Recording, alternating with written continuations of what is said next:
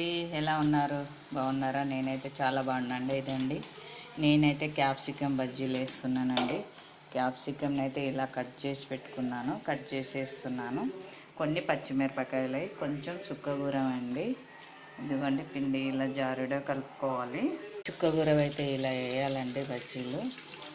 ఇలా మన తోటకూర అలా ఎలా వేస్తామో ఈ చుక్కగూర కూడా అట్లాగండి. మిర్చి నేను క్యాప్సికమ్ అయితే వేసినాను అండి. చుక్కగూర బజ్జీలు, క్యాప్సికమ్ బజ్జీ అండి, మిర్చి, పచ్చిమిరపకాయ బజ్జీ. నేనైతే కొన్ని పచ్చిమిరపకాయలు ఎంచుకున్నా. బాగుంటుందండి చుక్కగూర బజ్జీలు కూడా, క్యాప్సికమ్ కూడా. ఇలా కట్ చేసి తినని వాళ్ళు ఉంటే క్యాప్సికమ్ ఇలా కట్ చేసి బజ్జీ చేసి తింటారు. చుక్కగూర కూడా అంతేనండి. మన పాలకూర కదా ఎట్లేదో ఎంత క్రిస్పీగా వస్తున్నాయి చూడు, బాగుంటాయి. ట్రై చేయండి ప్లీజ్ అండి. సబ్స్క్రైబ్ చేసుకొని షేర్ చేయండి మీ ఫ్రెండ్స్కి, లైక్